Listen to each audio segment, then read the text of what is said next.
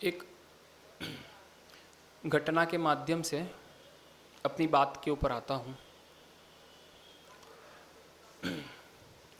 थोड़ा सा किस्सा थोड़ा सा हटके हैं, तो आप लोग ज़रा लगा लेना उसको व्यवस्थित तरीके से। एक बार की घटना है, आगरा की बात है और बिल्कुल सच्चा किस्सा है जो पंडित रतनलाल जी बेनाड़ा जी ने, स्वर्गस्थ पंडित रतनलाल बेनाड़ा जी ने समाधि का जब प्रकरण चल रहा था उस वक्त सुनाया था।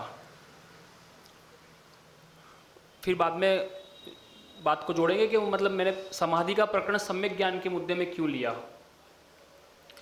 तो उन्होंने कहा कि बोले आगरा में एक स्थान है, जगह का नाम मैं भूल रहा हूँ कहाँ का था, वहाँ पर एक बुज़ुर्ग रहते थे लगभग 85-86 वर्ष के आसपास, और संपन्न परिवार, पैसे की कोई कमी नहीं, बुज़ुर्ग के पास भी खूब धन संपदा, उनके दोनों पुत्र के पास भी खूब धन संपदा, और दोनों पुत्रों का घर बिल्कुल बगल बगल में लग के। तो बुज़ुर्ग कभी उस घर में कभी इस घर में किसी भी घर में रहते थे। एक दिन की घटना, बुज़ुर्ग के एक बेटे के वहाँ समोसे बन रहे थे और उन बुज़ुर्ग को स्मेल आ गई, खुशबू आ गई, खाने पीने के शौकीन थे। तो उन्होंने जाकर उनकी बहू से कहा कि बेटा समोसे बने हैं, ला मुझे दे दे। तो उनकी बहू वैसे तो बहुत शालीन थी और रिस्पेक्ट करती थी, पर उस दिन अचानक से उसके मुंह से पता नहीं उसके दिमाग में क्या आया, निकला जाके गू खा ले।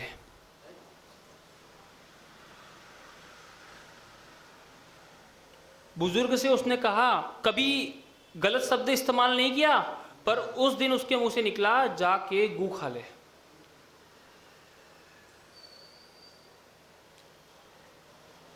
तो बुजुर्ग व्यक्ति थोड़ा सा झेप गए उस वक्त, बोले ये क्या हो गया, आज तक तो इसने कभी ऐसा कहा नहीं। कोई बात नहीं। वो वहाँ से निकले और भगवान जिनेंद्र भगवान के मंदिर में आके बैठ गए, विचार करने लगे कि बोले ऐसा क्यों हुआ, मेरी बहू ने ऐसा क्यों कहा, ये नहीं कहा, सोचा ऐसा होने के पीछे कारण क्या है। बहुत विचार करने के बाद में उनके दिमाग में एक ही बात आई कि मेरी जो रसना इंद्री है ना, वो मुझे ये सुनने के लिए कारणभूत बनी। अब घर से निकले हुए काफ़ी समय हो गया था, जिनालय में बैठे थे भगवान जिनेंद्र के सामने। तो घर वाले ढूंढने लगे क्या हुआ, और जो बहू थी ना, उसने स्वीकार कर लिया कि मेरे मुख से ऐसा निकल गया। वो बहू के मन में भी ऐसा कुछ था, पर उसने स्वीकार कर लिया कि मेरे मुख से ऐसा निकल गया पिताजी के लिए आज बोले। तो शायद वो नाराज होके कहीं चले गए हो। जब ढूंढा ढांडी हुई तो पता चला कि जिनालय के अंदर भगवान के सामने बैठे हैं और कुछ चिंतन में लगे हुए हैं। तो पहले वो बहू पहुंची, उसने कहा पिताजी मेरी बात से ठेस पहुंची होगी, पर पता नहीं मेरे मुख से आज ऐसा कैसे निकल गया, तो मुझे आप क्षमा करें। तो बुजुर्ग ने कहा कि मैं तुझे क्षमा करूं या ना करूं, पर तू मुझे क्षमा कर, और तू मेरी गुरु है कि तूने मुझे ये बोध करवाया कि मेरी वास्तविकता में उम्र हो गई और मेरी रसना इंद्री पे कंट्रोल नहीं है। तो बहू ने कहा पिताजी आप मेरी बात से गुस्सा होकर ऐसा करें। बोले बिल्कुल गुस्सा नहीं हूं मैं तेरी बात से। बोले मेरी उम्र 85-86 वर्ष हो गई है, और बोले मुझे जबकि ज्ञान में था कि बोले एक उम्र के बाद मृत्यु होती है, शरीर छूटता है, पर फिर भी बोले मेरे रसना इंद्री पे कंट्रोल नहीं था। तो बोले पिताजी अब तो घर चले। बोले अब घर जाना मुश्किल है। बोले अब तो मैं जिनालय में रहूंगा और समाधि करूंगा। पंडित साहब का आंखों देखा किस्सा है, उन्होंने सुनाया था, और जिस प्रकार से उन्होंने सुनाया था उसी प्रकार से मैं आपको सुना रहा हूँ। तो पंडित साहब भी उस वक्त वहाँ पर आए, नज़दीक में ही थे। तो बोले बाबा क्या बात हो गई। बोले कुछ बात नहीं हो गई, मैं तो समाधि करूँगा अब। बोले कोई कसाय वश या, बोले कसाय नहीं, बोले मेरे को बोले ज्ञान करवा दिया इस बच्ची ने, बहू ने नहीं, इस बच्ची ने मुझे ज्ञान करवा दिया, ये मेरी गुरु है। बोले मैं तो अपनी इंद्रियों के जाल में फंसा हुआ था, इसने आज उस जाल को काट दिया और मेरे लिए बोध करवा दिया कि नहीं। अब देखिए, किसी से कर्ण के विषय में अप्रिय शब्द सुनने पड़े, कर्णेंद्रिय के विषय में अप्रिय शब्द सुनने पड़े, वो किसकी वजह से? स्वयं की वजह से सुनने पड़े ना, मेरी आसक्ति की वजह से, मेरी भोग लालसा की वजह से सुनने पड़े ना। चाहे उसने जानबूझ के ना कहे हो, लेकिन सुनने तो पड़े मुझे। और उस बुजुर्ग ने समाधि का संकल्प किया और 9वें दिन उनकी समाधि भी हो गई।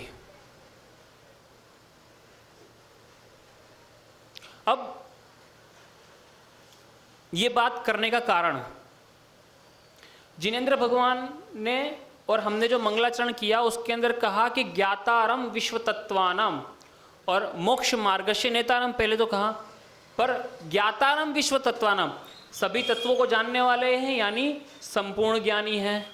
और मोक्ष मार्गस्य नेतारम, मोक्ष मार्ग के नेता है इसलिए हितोपदेश देने वाले हैं। उन्होंने तो ज्ञान की गंगा आपको प्रवाहित कर दी। जो मोक्ष मार्ग के नेता थे उन्होंने तो आपके लिए ज्ञान की गंगा प्रवाहित कर दी, पर उस ज्ञान को आपने किस प्रकार से ग्रहण किया? ज्ञान तो ज्ञान था, ना वो सम्यक था ना वो मिथ्या था, ज्ञान तो ज्ञान था, ज्ञान तो ज्ञान था, वो सम्यक्त्व भी नहीं था और मिथ्या भी नहीं था, ज्ञान था। पर आपकी उसके अंदर किस प्रकार की परिणति हुई, यानी कि मोक्ष मार्ग की तरफ आगे बढ़ने की परिणति हुई, तो वो सम्यक रूप बढ़ गया। और वो आपके संसार के कारणभूत मद की पुष्टि करने वाला हुआ, संसार की वृद्धि करने वाला हुआ, तो वो मिथ्यात्व रूप परिणमन हो गया। और वहां पर उस बच्ची का उसके ससुर से ये कहना, जाके गू खा ले, ये शब्द वैसे तो देखा जाए तो बहुत अभद्र थे, लेकिन ये अभद्र शब्द भी उसके ज्ञान को जगाने में कारणभूत हो गए। तो वहां पर मिथ्यात्व रूप भी उसके तो सम्यक दर्शन के कार्यकारी हो गए ना, आत्मा झंझोड़ दी उसने। अब देखिए, उसके बाद भी उस बुजुर्ग की बात करूं तो ये कहा था कि उन्होंने अपनी प्रॉपर्टी के 2 हिस्से करे। 2 हिस्से करने के बाद में एक हिस्सा तो जिस बहू ने उनको धुतकारा था उसको दिया, और बाकी एक हिस्से में से 3 हिस्से करके बेटे को, दूसरे बेटे को और दूसरी बहू को दिया। कसाई की मंदता। तो जो ज्ञान कसाई की मंदता करे वो सम्यक हो गया, और जो आपकी कसाई की वृद्धि करे और जो एकांत में खड़ा कर दे। कल एक चर्चा आई थी कि बोले एकांत में 2 कॉर्नर होंगे, नहीं, एकांत में एक ही कॉर्नर है। क्यों? क्योंकि वहां पर पढ़ते हुए वैराग्य भावना में यह संसार महावन भीतर भरमत और न आवे। एक छोड़ पे तो आप खड़े हो और इसके अंदर भटक रहे हो, इसका दूसरा किनारा नहीं मिल रहा। तो एकांत ऐसा ही किनारा है जो आप एक तरफ से पकड़ के चल रहे हो, पर इसमें घूमते घूमते दूसरा छोर नहीं मिल रहा। तो जो आपको एक ऐसे एकांत में फंसा दे वो मिथ्यात्व रूपी ज्ञान है, और जो आपको एकांत से ले जाके यानी अनेकांत रूप प्रमाण के बीच में लाके खड़ा कर दे, सेंटर में लाके खड़ा कर दे, वो सम्यक ज्ञान है। तो ज्ञान है। अब आप उसमें किस प्रकार से अपने आप को परिणमन करवाते हो, संसार में ले जाने का कार्य करते हो तो मिथ्या हो जाएगा, और अगर वही ज्ञान का प्रयोग आप मोक्ष मार्ग में करते हो तो सम्यक हो जाएगा। हम अगर चार्टर्ड अकाउंटेंसी की पढ़ाई करते थे और उस पढ़ाई के द्वारा अगर संसार में लग जाते तो वो मिथ्यात्व रूपी परिणाम हो जाता, और उस ज्ञान को हमने थोड़ा सा यहां पर लगा लिया तो वो सम्यक रूप परिणत हो गया। तो हमें विचार करना पड़ेगा, ज्ञान तो वही है, ज्ञान तो वही है, जो सम्यक दृष्टि है उसके पास भी और जो मिथ्या दृष्टि है उसके पास भी। क्योंकि बीच में एक दिन हमने कहा था ना आगे के प्रवचन में, क्योंकि आचार्यों ने भी कहा है कि अगर चाहे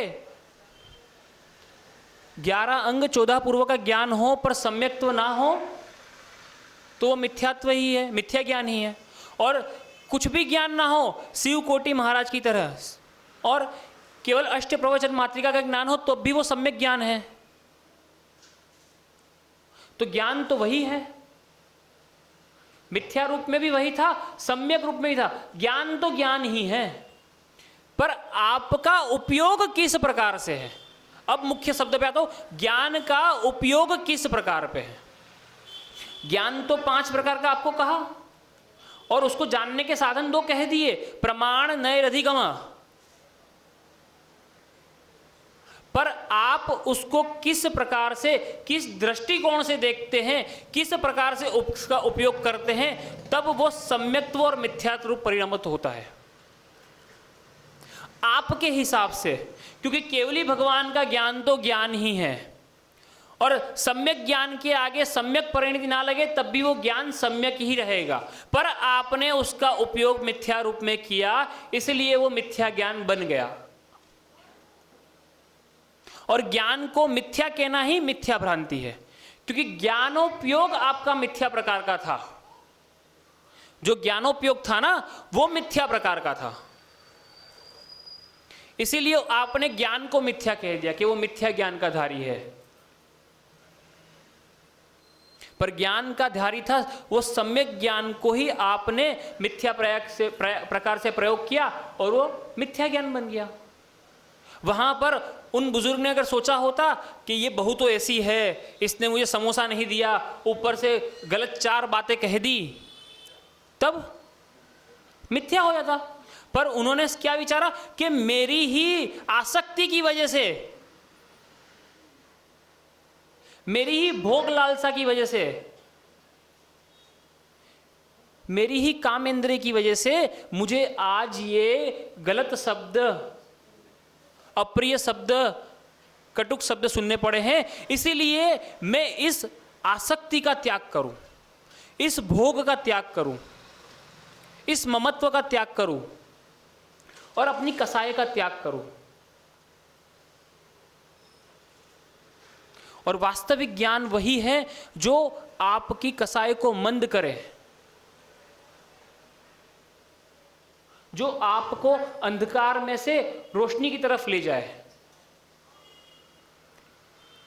मोह को दूर करे, संसार को कम करता जाए। और जिनेंद्र भगवान ने, केवली भगवानों ने उनकी दिव्य ध्वनि में ऐसा ही ज्ञान दिया है, पर हम उसका प्रयोग गलत कर रहे हैं, इसलिए वो मिथ्या रूप परिणत हो रहा है। वरना ज्ञान तो ज्ञान ही है। इसीलिए बार बार ये भी कहते हैं, ज्ञान समान न आन जग में सुख को कारण, यह परमामृत जान जन्म जरा मृत्यु रोग निवारण। जब ये कहा तो फिर वो ज्ञान मिथ्या कैसे हुआ? ज्ञान तो ज्ञान ही है, उसका प्रयोग गलत है, उसका प्रयोग मिथ्या है, वरना ज्ञान मिथ्या नहीं है। उसका उपयोग होना था कसायों की मंदता के लिए, पर उसका उपयोग कसायों की मंदता की जगह पे कसायों की वृद्धि के रूप में हो गया, इसलिए वो ज्ञानोपयोग मिथ्या हो गया और वहां पर अपेक्षाकृत ज्ञान को ही मिथ्या कह दिया। ठीक है ना? तो हम समझे कि जिनेंद्र भगवान ने जो ज्ञान दिया है वो सम्यक ही है, और हमें उसका प्रयोग अब सम्यक प्रकार से कर कर ये साबित करना है कि ज्ञान मिथ्या नहीं होता, ज्ञान तो सम्यक ही होता है। ठीक है ना? तो सभी लोग अपने ज्ञान का प्रयोग कसाय की हीनता के लिए करें, कसाय को घटाने के लिए करें, जिससे आपके संसार भी घटता जाए, संसार की भी वृद्धि ना हो। ठीक है ना? इन्हीं भावनाओं के साथ में अपनी वाणी को विराम देता हूँ।